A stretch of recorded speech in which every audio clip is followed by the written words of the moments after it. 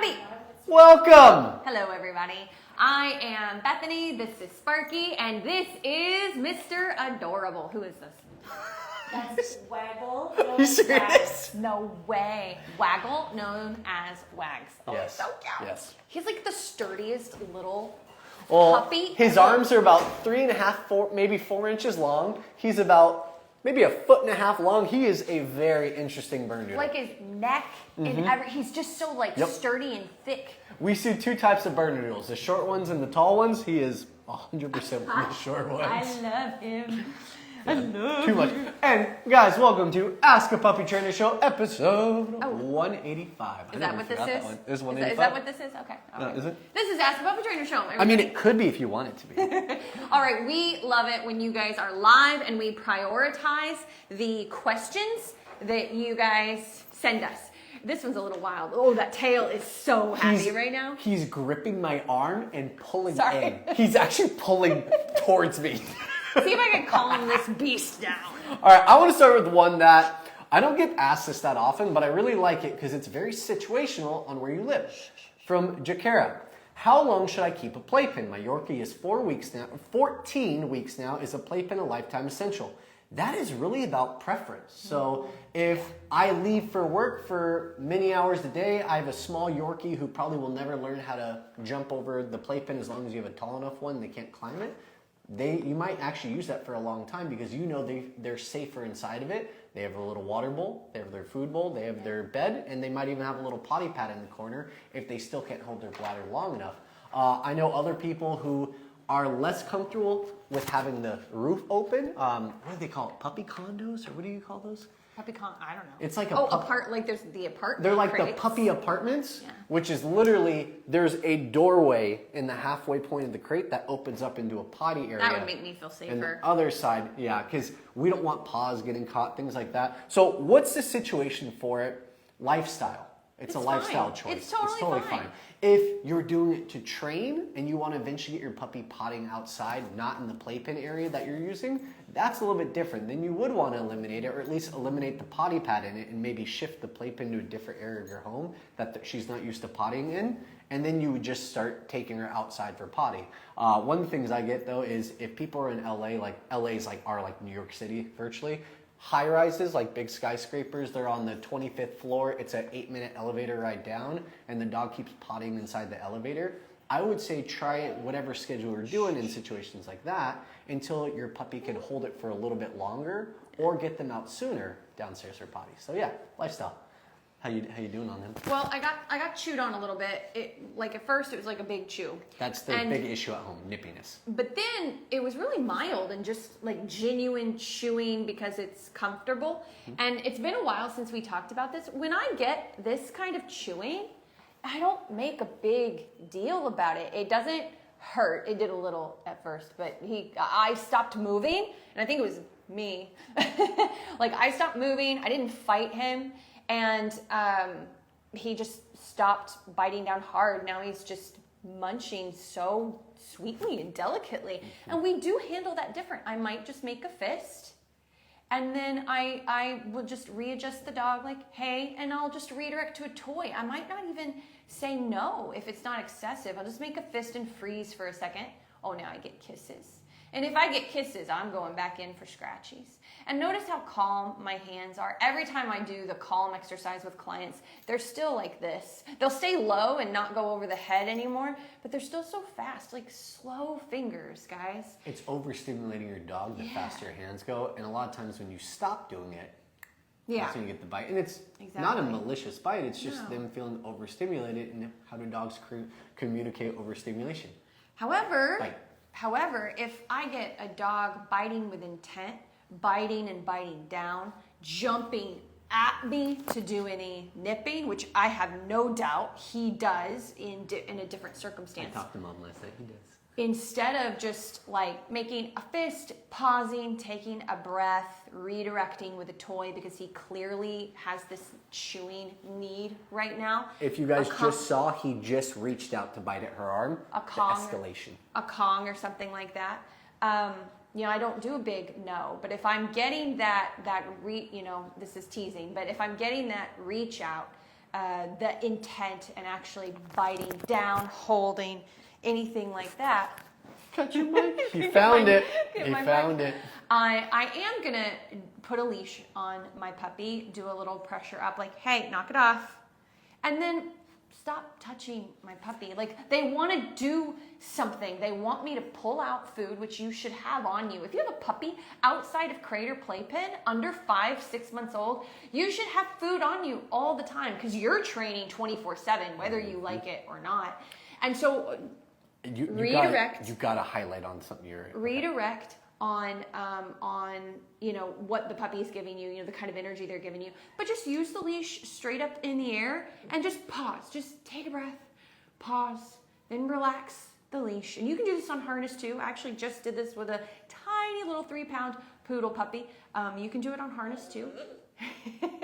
And you just pause, you wait for just a few seconds of settling, and then you better do something. Play, some type of activity, right? Playtime, work time, or crate time, because you don't have time to give them what they need in that moment, and you're building frustration. And so just keep that in mind out there. This little guy's had it. Ricky, can you take him? She said something and she brushed over it. We're going to re-tackle What did I that. brush over? You mentioned So heavy. 2 things that kind of conflict a little bit, but the way that you do them don't conflict. So she was petting him and he was nibbling at her, but it was a much softer bite, kind of just mouthing. She got him to stop, whatever technique she used. And then he stopped. And she mentioned you can go back to then calmly petting the chest again. About 3 minutes later, then he started biting harder and started getting more cranky and frustrated. And Bethany said, stop petting when you get to that frustration state, and a little bit sooner even. Because once you get to that, it's already like you've lost your moment to have a good experience with that pet. Puppies want to work, dog especially. You've also become permissive. And so when you do try to influence your dog's behavior that you don't like, it's not going to work. It's like telling your kid that this is the bedtime. We're going to be strict on bedtime. And then what do they do that night? Oh, 5 more minutes. And you're like, oh, okay, 5 more minutes. What do you think is going to happen in a week of being permissive like that and being pushed around? And you're like, okay, now we're serious about bedtime. You're going to get even more escalation from the kid. It's the same thing with dogs. Okay, we can move on. I can talk about that all day, but we can move on. Oh, I got 20 more minutes of conversation for Waggle. Okay. All right. No, you got a long one? I don't know. Let's see. What? Oh, this is a really specific one. What schedule do you recommend for a 3-month-old pug puppy? I've got school daily, so I don't have 100% of the day with her. Should I leave her in crate or put her in a playpen until I get home? All right, Zooey Mama. What is it? That's the handle. And she did this cool little, I don't know how she did that on the side. I wouldn't do that. Zooey Mama. All right, I wonder what your dog's name is. That's pretty interesting. Okay. Zooey. So I would probably. Oh, maybe. Zooey Mama, maybe. Is your pug named Zooey? Zooey. Oh, that's so cute. If that's it. Okay. I actually kind of like that name. Yeah, it's for a nutty. I about said stupid. We definitely don't have ADHD. I just about said stupid. Sorry. For a nutty pug, it's fine. It's great. It's perfect. Okay. Anyway, it depends. You didn't tell us how long you're gone. It depends, and it depends on the age of your puppy. I mean, on average, an 8-week-old, an hour and a half in crate, not moving around. Outside of crate, 20 minutes, maybe 30. Pugs are super accident prone. Ugh. And then you can tack on about a half hour, roughly. This is roughly, guys. You can tack on a half hour for about every month of your dog's age, after that. So, 2-3 months might be 3 months old, might be 2 hours, 2.5 hours before they need a potty break. So that's how you're really looking at this. And so for me, I'm not a fan of playpens for the vast majority of dogs when you are leaving the home because they are very dangerous for a lot of reasons, even with small dogs. I mean, sometimes, especially for small dogs, they get... I don't even like the zipper ones. They have the playpens that zipper the ceiling on top. Not a fan of them. Dogs can grab that, pull the zipper, get their head stuck in the hole. Yeah, so it's always about crate for me. But I will say this, since you have such a small dog, this is pretty easy. You can, and they're not too terribly expensive. You can do your crate for potty training, which is a small crate where your dog can just turn around, lay down, maybe stretch a little bit. The head doesn't hit the top of the crate, but there's not like a ton of room. Or you've already got a bigger crate and you've got a divider, but that divider is not fun to move in and out of the crate. So this isn't something you could do daily, just FYI. And then your second crate is bigger. You could go fancy and do the apartment potty where they actually like have a little place to go and potty in a potty area that you set up for them. I would do whatever the breeder did to start out with. If your puppy's 3 months old. There's a knockoff one that you can find that's about a quarter of the original's price. Well, then what is the name of it? I don't remember. Super but if they helpful. look it up, they're probably going to find it. Maybe knockoff potty apartment. What I'm saying crate. though is it's very high quality. So if you find it and you're curious, it's good quality. But for me, I might just get a big crate too, and this is the one where I leave. And in the back section is puppy pads or a grassy patch or whatever. And then in the front is just a little bit of water, not too much. Well, it depends on how long I'm gone, but a little bit of water in the front and maybe a Kong or something that's not too small, And Does it matter if they put the potty pad in the front or the back? I would put it in the back, yeah. So they can spend most of their time in front clean. Okay. They tend to spend most of their time in the front anyway. Most puppies do because they're like waiting at the gate for you to come home. If you have a more anxious puppy who maybe rests in the back where it's a little bit darker, flip the potty pad area. Where they like to sleep, put the potty pad in the opposite space. There you go. Help! Our 12-week-old puppy is fine with her crate when we are home, but if she wakes up from a nap after approximately 1 hour and realizes that we left the house, she goes into full panic. What do we do? How does she know you left the house if she's in a dark room, like back beside the bed, and there's like a fan or something going on to drown out outside noises? Maybe that'll help. Maybe. I could be totally wrong, by the way. Believe it or not, her passive-aggressive was going to be nicer than my answer, so let's just stick with yours. Yeah. All right. That wasn't passive aggressive. That was super passive-aggressive. No, it really wasn't. It was sarcastic, with like a touch of sarcasm. I'll take the sarcasm. That's not- fair. Sorry, my sarcasm is Why would always I be passive-aggressive. passive-aggressive? Waking up from a nap after 1 hour, you guys being gone, yeah, as long as she's in a different room, covered, she shouldn't even know. And honestly, if she does do the barking, I have told people to leave specifically if the barking is really hard to deal with when you guys are home. Some of us are more sensitive, we're more empathetic, and we can't hear an hour approximately of barking. Yeah. It's or okay to you've leave got your kids home. that are home. Oh, that's good too. Yeah, I mean, if you've got like a 16-month-old running around, they're not going to school, they're home all day. Yep. And then you've got to kind of go out of your way to try to soundproof where your puppy is the best you can. Now, if you've got a kid and you're in a 1-bedroom or a studio apartment and you have a puppy, then yeah, you've got a lot more obstacles. Do you have a walk-in closet? Can you use your bathroom for a small breed? If it's a small breed puppy, I don't know how. I'm working with a client that also has a similar situation. They have a newborn baby and they actually have to stagger the crate time with the sleep time. So when baby's asleep, puppy's awake getting trained, they have to do about 30, almost 40 minutes of like exercise and training, and then about 15, 20 minutes of downtime. This is a 8-month-old dog, so significantly older than a 12-week-old puppy, just to give you like context. Yeah. But they have to do that so when the baby wakes up and comes out, they're not on a crate schedule. The puppy goes to sleep when the baby wakes up. It's like clockwork. Puppy gets to sleep for about 3, maybe 4 hours. 8-month-old versus a 12-week-old, so you're doing an hour and a half maybe. And then that's how they stagger it to still be able to get the puppy to sleep, but also have their baby able to sleep as well. The only thing I would add to your specific situation, because we don't know a lot of details, is that you may need to not only have a white noise machine, but also be playing some type of talk radio or Netflix sitcom, like Friends or Seinfeld, where there's just people talking 24/7, and pretend you have a baby in the house, even if you don't, because when you open and shut doors, it causes a wind shift. And so if you're like coming in and you want to stay like you're not home because you're practicing, you have to open and close your door very slowly. So just some little tips there. Feel free to write us back and just let us know like what you're already doing. You might already be doing all of that. I'm still struggling. 1 week ago, I gave them the advice to start leaving the house once a day for 2 hours each time. The barking stopped after 3 days.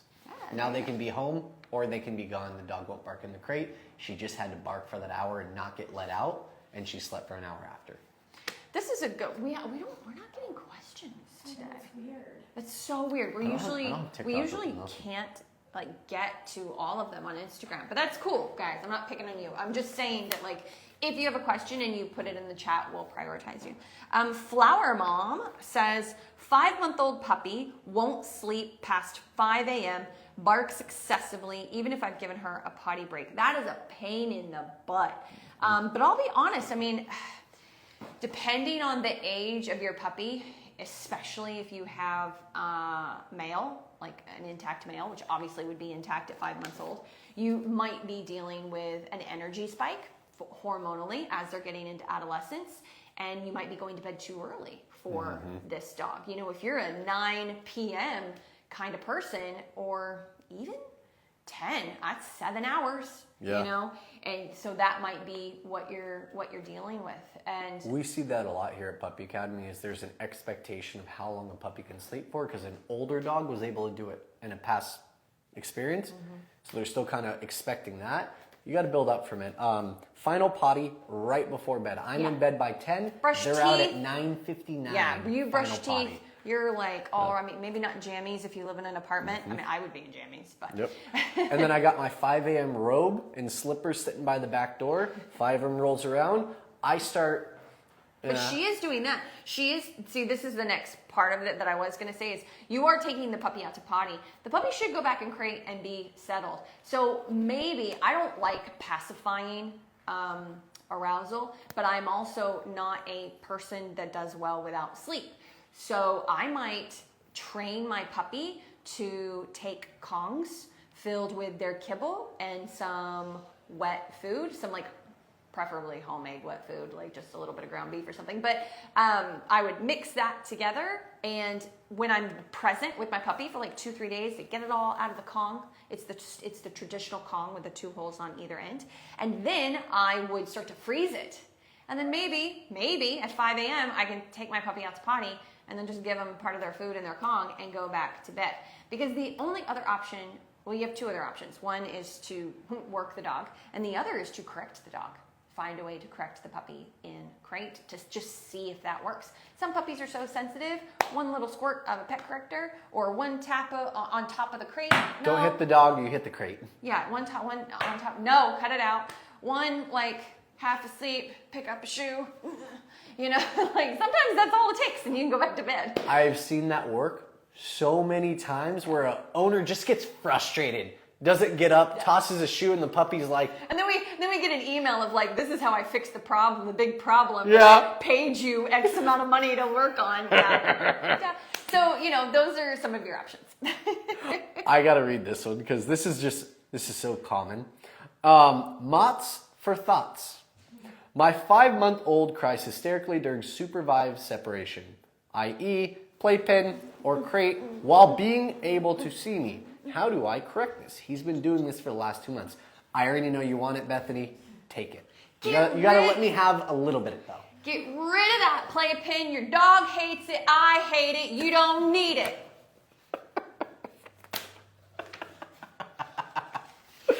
And you're probably going to either shift to some kind of place back tie situation if you've already taught place in some version of place duration. And with body blocking.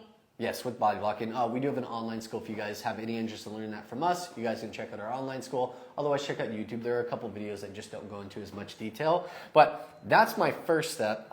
Man, that one's tough. Yeah, get rid of that. And honestly, if they can't exist outside of crate without having something to do, that's a key factor.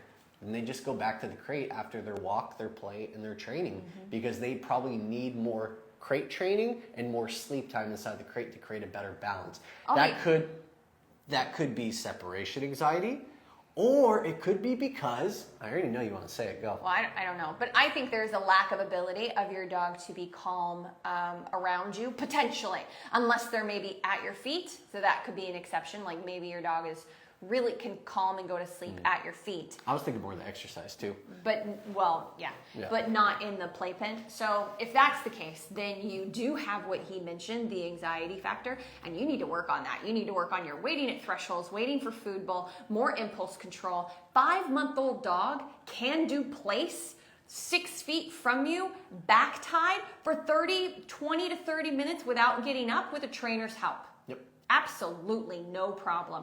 But obviously doing it on your own, a little bit more challenging. But just to give you an idea of the expectation, they absolutely can do that and start to do some distance. But let's say when you have your puppy out of the playpen, they're pretty nutty too. They seem like they can't settle. They're always following you around and getting into stuff, and you're just like, oh my God.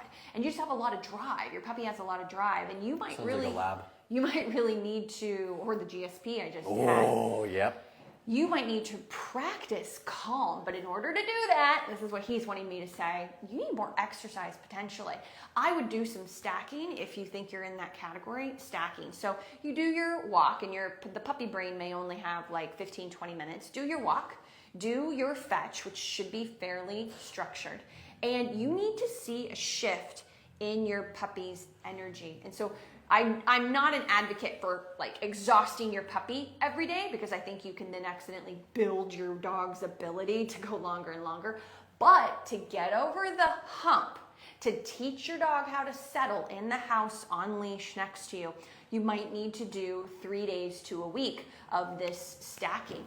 It's like you got a little Malinois at home, you got to do the walk, you got to do the play, and then you've got to have the dog on leash with you. You do not engage with the dog at all unless you're telling the 5-month-old what not to do, okay? You have place right next to you. It does make it a little easier. We do go over all of this in our online school, by the way. And have the dog next to you settled. And you can do some food work, like that's fine. But you're teaching the dog to be chill outside of crate and outside of playpen. You just need that stacking of exercise to see a decrease in energy. You can't try to do this exercise when you've just had a 15-minute walk and the dog is still like, what next? What next? You can't do that. You actually have to have a tired dog for a few days, and then you practice this at the end. What does that mean? That means you probably need an hour chunk of time. Mm-hmm. And I'm not trying to be mean, but if you can't find an hour chunk of time of day for your dog, if I don't have the breed, so this isn't true for everybody, but if any of you got a working dog out there, I feel like it's a lab. If any of you got and Lab is a working dog, and you don't have an hour a day for that dog, you're in trouble anyway, honey. So, yep. All right. Say less, do more. Talk less to your dog, do more with him. Because everyone, sit. And it's, puppy come, yay! Yeah. Just step back and show them food. Keep it chill. Yeah. Keep it cool. Wait, we got one on here too. I want to go over one of these because we have a few that kind of follow what we've already answered. I just want to relate it back. Okay, so cool. Danny from TikTok said, how long can the puppy stay in the crate during the day? I don't work from home.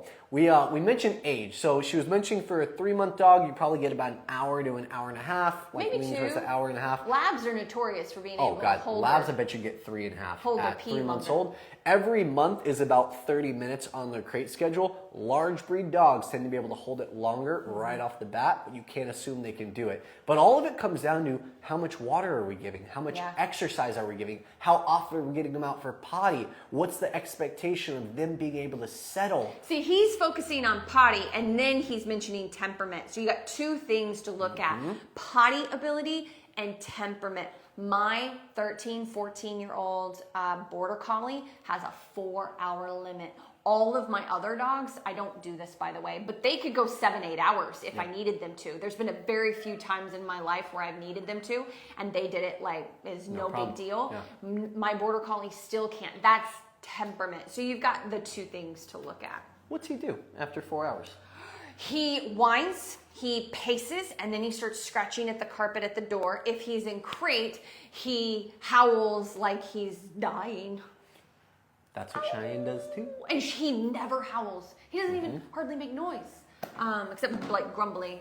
That's like for play and scratchies. And just for clarification, the reason I asked Bethany that is Bethany's dog is incredibly well trained in every way you could ever imagine. It's a dog trainer's dog. So even that dog is willing to howl. That may not apply to everyone's dogs. Your dog may do an hour and a half in there and then start doing all the same things she just said.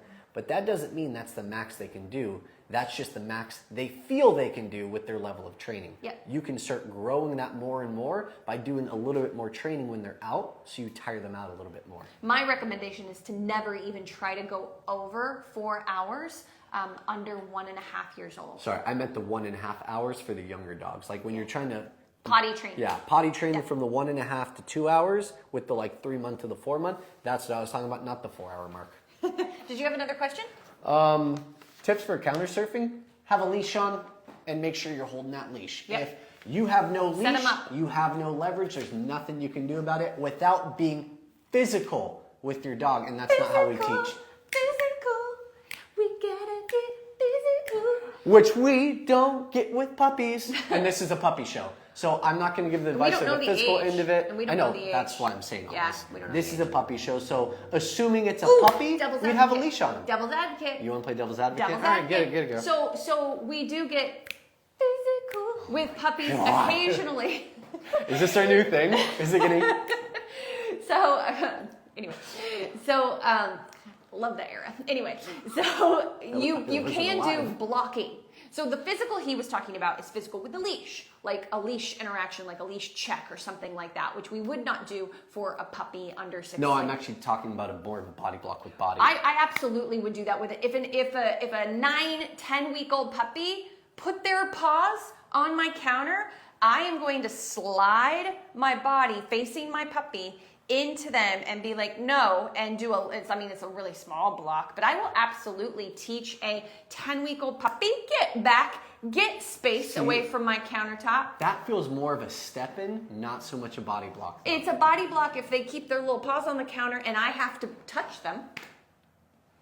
It's Fair. just gentle. It's way more gentle than if it's a 1-year-old. Anytime you guys have heard us refer to body blocks and spatial pressure, it's usually like Yeah, a this is 4 to more- 6 month old dog doing jumping and it's This like a is- knee bump. This is not that. This is is actually more softer. spatial. This is more Yeah. spatial pressure. So that's like moving my body in and saying from here to there I'm going to walk. I'm just not going to stop. And I'm going to make them And give space. I'm just slowly walking through them, but I'm not clocking them with a knee. We're not bumping them with a knee. Not for that it. young. No, we're talking like 4 to 6 months is when I start getting a little bit more movement in. Yeah. Small bump, they give space. We ask for command. We're not there yet. But I would never do that if I'm not also backing that up with waiting at thresholds, teaching place duration, Dragging a leash. dragging a leash, having tons of fun with recall and fetch and exploring the yard or something like that. So you can't just go like You have this to is open up the pathway balanced. to create this balanced training by doing the other end of it. opening up the pathway to balanced training by doing both sides of it. I love it. I love it. I love it. Can you answer this one before you go? Okay, we were gonna leave you. We were gonna leave you, but Emma, With the rainbow. Emma, that's a great question you're gonna love. any tips for taking your fully vaccinated puppy to the dog park for the first time? Don't do it, Emma. Don't do it. Don't do Stop. In the name of love. Okay, in the name You of know I was dead. I wasn't even live for any of these. Okay, don't do it. Giardia, dog bites, learning terrible behaviors, getting other diseases. What's the lepo disease? Leptospirosis. Leptospirosis. Teaching terrible habits, whining in the car, never coming to you when Okay, called. stop. I'm going to give you an easy one. If you plan on training your dog and you plan on training puppy socialization, do not go to the dog park until your dog's an adult dog. And even then, we don't even recommend it. But we understand that we're a bit judgy. So like there should be a point at least that you work up to. Here's the reason we don't want dog park. I can give an example. I'm not going to say names of dogs, so that'd be rude. No, forget that. We're already over. If you want to stay and listen, stay and listen. If No, you don't, well, don't. I gotta go. No, I actually have to go. Oh, you do have to go? Yes, Okay. okay. All right, I'll be quick then. Sorry, guys. All right, so we have a puppy that has gone to the dog park and also been in our program doing socialization. story. Day 1 to 3, we didn't see very much of a difference because the dog had just been vaccinated, old enough to go to the dog park in the first place. We're on week 2, day 6, and we're very soon going to have a conversation of, hey guys, we're actually seeing more adult dog play, and what that looks like is puppies put paws on each other and back off and they run after each other. It's turning into a puppy will pull a paw on the dog, but then the puppy backs off scared and the dog turns around and wants to still play with them. That's how more adult dogs play. They more check each other for like paws and stuff. Which can be a good thing, but only among like You comfortability need balance. within a pack. Yes. Yeah. And you need an adult dog to be able to check a young dog and then back off and soften. But you don't have to have that. That doesn't happen at dog parks, No. and you don't need that to happen. That's actually your job as mom and dad. That's your job as leadership. So 2 things.